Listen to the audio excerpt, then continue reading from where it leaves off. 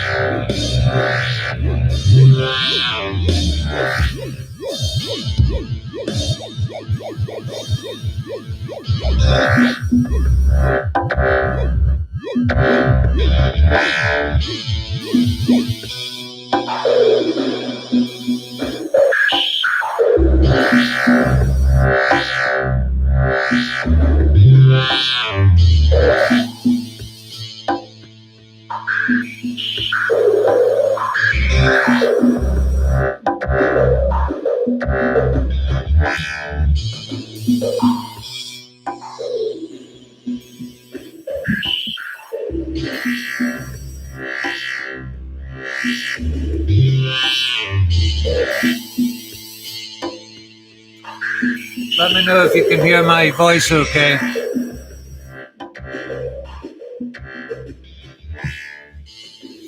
Dee lay stretched out on the dilapidated couch, oily and paint-stained, eyes flickering open. An almost pleasant ache lingered around his temples from the night before. Scorched tinfoil lay winking at him on the low table. Ashtrays, wine bottles, tubes of paint. He squinted as the bright sunlight found its way through the gaps in the confusion of masking tape, curtain and canvas on the studio's large windows. His mind caressed the vivid dreams of morning as he reached for his cigarettes and eyed the large refrigerator, humming its hymn of cold beer and last night's leftovers. Small party.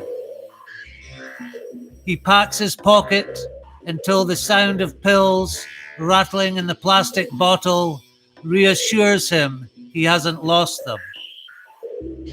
He cracks open the childproof top and shakes 5 blue tablets into his palm and places them on his tongue. He likes the sweet taste and sucks them till they melt. His dreams have become more interesting since he started his dream journal, and he opens it before the already fading ghost disappears completely. Dee goes to the fridge. It's kinda early for a beer, but he's still half drunk anyway, and he can feel a hangover gathering like grey clouds. He pulls a freezing pint tin of Budweiser from the 12-pack, untouched from the night before, and pops it open. On the easel stands his latest painting, a cityscape in blues, pinks, and crimson. The way the light catches it makes it look like stained glass. There are more canvases scattered around the large square room, radiating light and thick daubs of titanium white.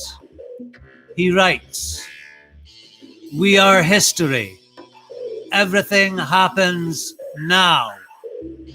Mother and father were wolves. Pan the European. Radio Stalingrad crackles, surrender. Born of fire. Bones bleached desert white in the nuclear winter. We watch starlings swarm like bees, tracers under Union Bridge. Believe this story when you hear it," some sailors said, "that before there was land, everything was water. Fish eventually became monkeys and built the land. Humans were invented by God and saved by Jesus. The land became nature and people made sanctuaries. People remembered God, but then killed him several times. Everybody knows the screen stops you seeing. Climb through the TV's empty soul and set free those little people trapped inside. The soul is an eagle or an arrow or just a weightless shadow that dwells within this frame of bone. I remember sunlight and walking down University Road. Everything is so quiet, and still I feel like I'm frozen in an old photograph, lying dusty in a drawer. Become an artifact, immortal, to step out of time." That sound okay? Can you hear me over the music?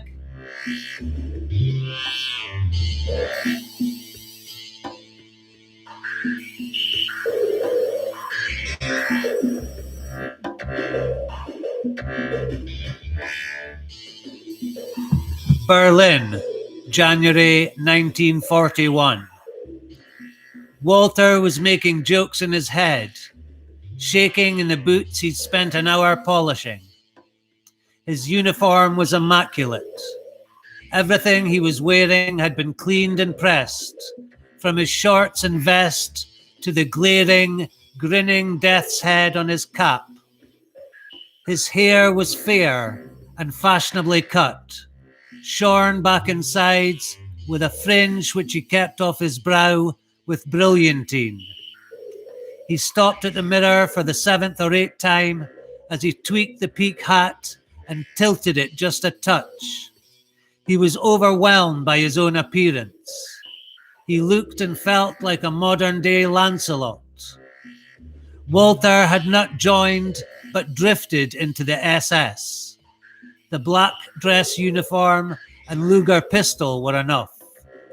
With his first in English, he was told he'd be given a job in intelligence with minimal chance of ever being anywhere near a front line. He reckoned the war was pretty much won anyway, and if he had to put up with all that Aryan crap to land a plum job, then so be it. The pay was good, and the girls loved the SS. How the hell had he managed to be so well regarded? And now, what fate awaited him? Excitement like electricity coursed through him, lifting him out of his body, looking at the perfect human form from somewhere above himself. Walter was gone for a moment.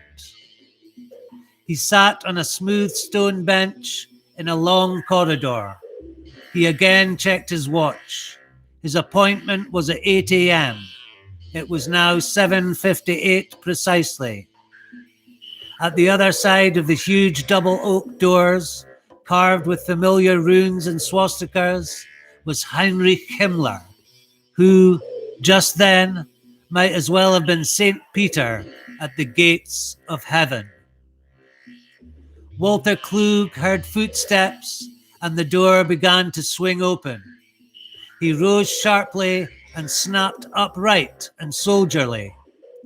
As the adjutant appeared, he automatically clicked the heels of his highly polished boots and gave the Roman salute.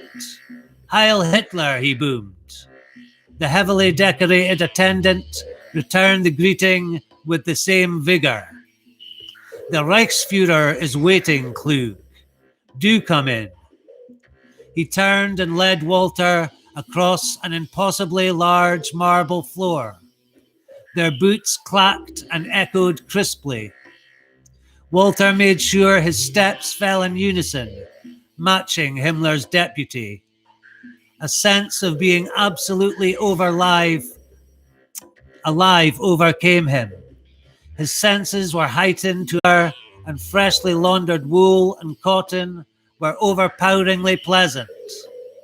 After at least 25 paces, he reached the massive slab of the desk behind which sat the second most powerful man in Walter's universe.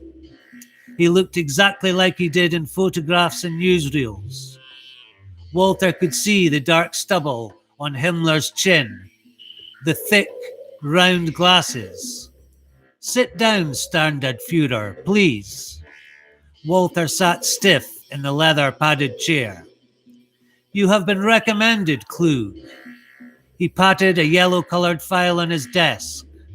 Walter didn't move, concentrate on not staring, but trying hard to make eye contact when appropriate. "You are an Anglophile, Klug?" Himmler smiled, and Walter saw warmth in his leader's eyes. They were human eyes, smiling, friendly. "I have studied English, Reichsfuhrer, and speak the language fluently, but they are done for. I am an enemy of the English as a soldier of the Reich." His reply seemed to further the good atmosphere. Walter was beginning to relax. He felt the warmth of the winter sun, which shone through the huge square windows, and reveled in the near euphoria of the moment. A feeling of unreality flickered in his mind. Perhaps you can have a chat with Mr. Churchill for us. Walter gave a measured smile, keeping his lips firmly shut to prevent him grinning like a fool. You are being attached as my representative and, of course, an ambassador of our brotherhood to an Annenherb unit. Your mission, Klug, is to find Alistair Crowley and bring him back to the Reich. That's all of that bit. So please don't get the wrong idea. I'm not glorifying the SS or Nazism in any way. I actually use this novel as a way of really taking the piss out of the whole ridiculous notions of racism and the Germanic magical movements like the Thule Gesellschaft or whatever it was called, and all that nonsense. And if I had the rest of the novel, it would be quite apparent. I think I can. So is everyone hearing me okay? It's really hard to. I've got like two screens in a row. Hey, Giorgio, how's it going, man? I think this is the first time I've seen you in Yes, Baz. I knew you'd know. So greetings, Baz, Jet Petty, Michelle, Davey, Giorgio. Greetings all. So that kind of thing is what I'm planning to do for the Saturday sideshow, with like music and poetry over the top of it.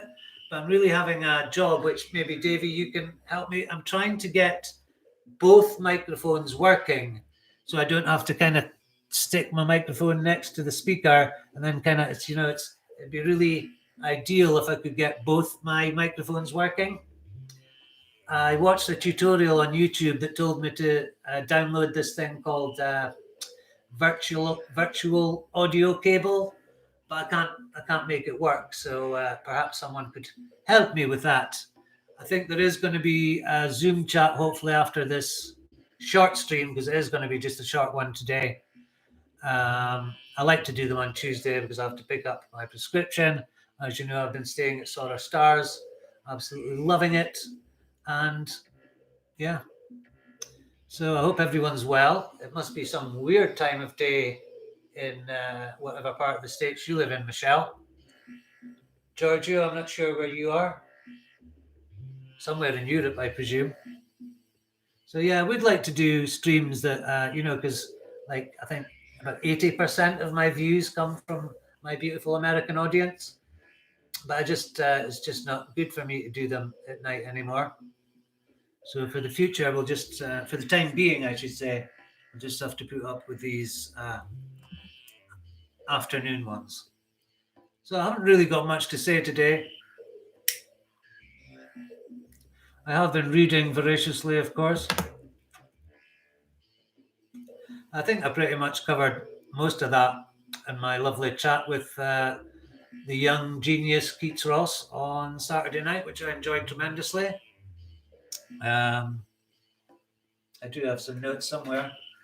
But yeah, this is really another promotion for our. I'm really surprised that it came together so quickly. So it's Saturday night, 10. I mean, I should really know, but it's sometime after 10 in the UK, sometime from mid-afternoon to sort of later in the afternoon for America. There's going to be many acts. I hope everyone that's said they are going to take part will take part. There's going to be live music. There's going to be poetry. I think Sam's planning to do a little ritual. I might read some ritual stuff. Michelle, I think you're going to be doing a short story of some kind with your friend Callie. 10:30 UK Saturday. So that's going to be. I hope it's a resounding success. I originally thought, hey, Scott McDonald, how's it going, man? Thank you so much for those links you sent me to the smart recovery stuff. I'm actually going to start working. I've registered I'm going to start. It's a recovery kind of program, cognitive behavioral therapy, I believe. And I think they've got kind of e-learning projects that I can be working through in this downtime, which I'm still absolutely loving. I want things to get back to normal for everyone else, but the thought of going back to my cruddy job is somewhat terrifying.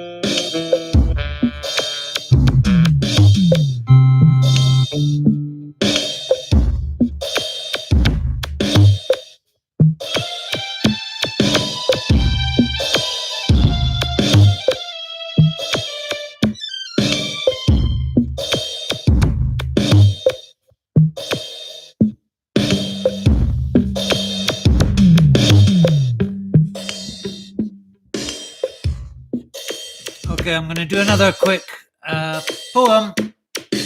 Hey, Maggie. Wow. 10 people in chat. That's pretty good for this time of day.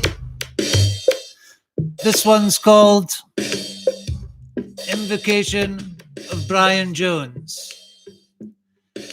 Hey, hey, I'm calling you now.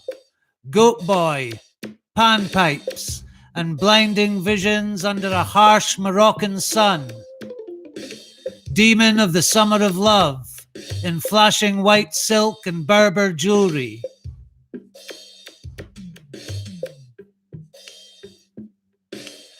That sacrifice you saw, blood spilling on the golden hair sand of Jajuka.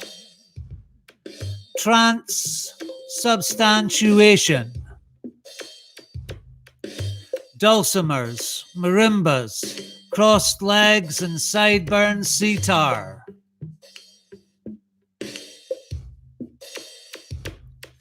We shared the earthly plane for only a spring, and that summer when the 60s went Rolls Royce 666, Prince of Darkness. Your spirit informs the mind of the mage, and you are an ancestor.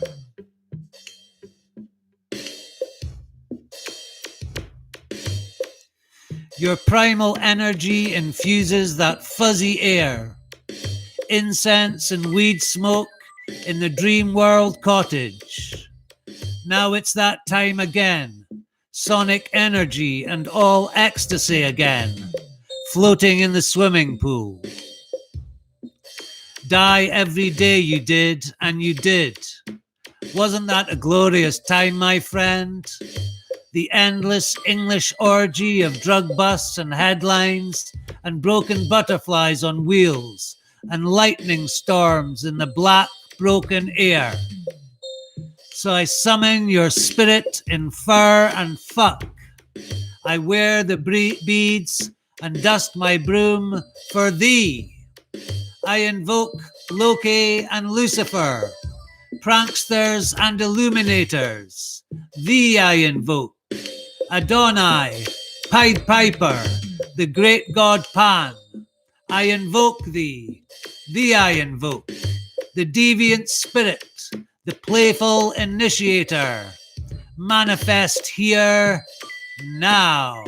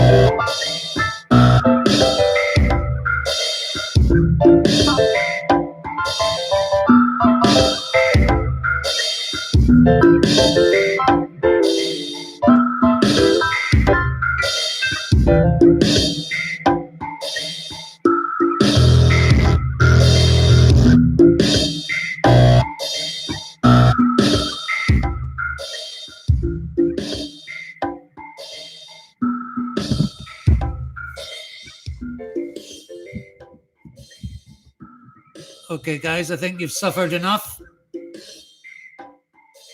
I'll just have a quick look into chat. Can everybody hear my voice okay? It's really difficult for me to see you way over there.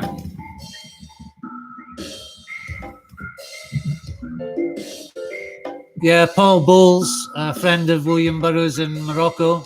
I don't know if they met that often, but Burroughs certainly knew that he was there. I think it was. I think Burroughs might have read Sheltering Sky, and that was part of the attraction.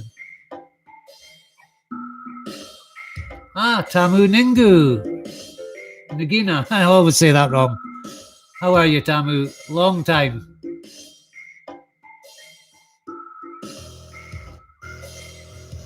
Hey, Maggie. Yeah, thought they did. Yeah.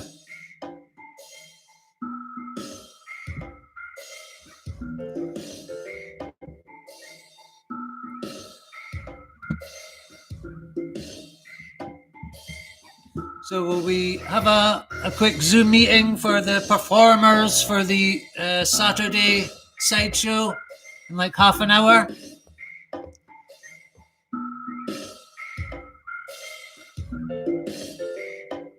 Always a pleasure, never a chore. I'm actually really enjoying these afternoon sober streams.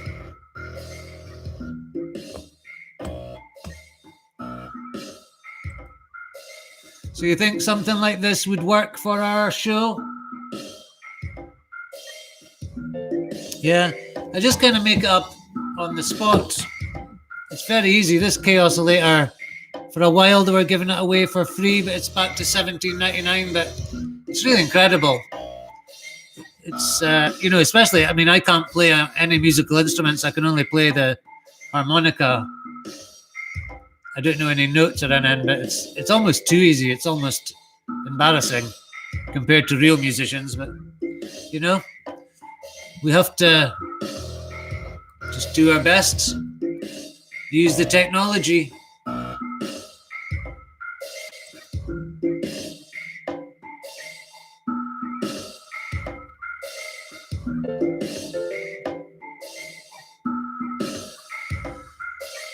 Trying to find a really short poem to go out on. Now, a lot of these poems mention drugs. Because I used to take quite a lot of drugs. But I don't approve of drugs anymore. Only the smokable herbal variety. The cocaine typewriter glows and clacks, and lights blue dance across the room. Soul scratching, shivering machinery of silver pleasure.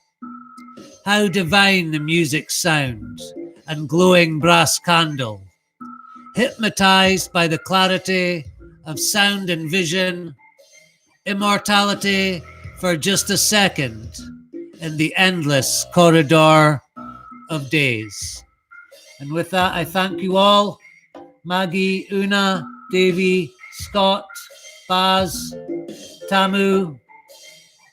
Una, I think I've mentioned Una. Baz, of course, dear Baz. Michelle. Georgios. Good man, Georgios, always very supportive. So thank you very much. If you are desperate to give someone money, I am rather skint at the moment. So you can find my PayPal donation button on my channel, Pagey Bit. But, I know times are hard for everyone. So I won't be counting on any, but, support your local mage. Okay, thanks very much, guys. See you on Saturday for the grand performance. Ciao, babies. Farewell.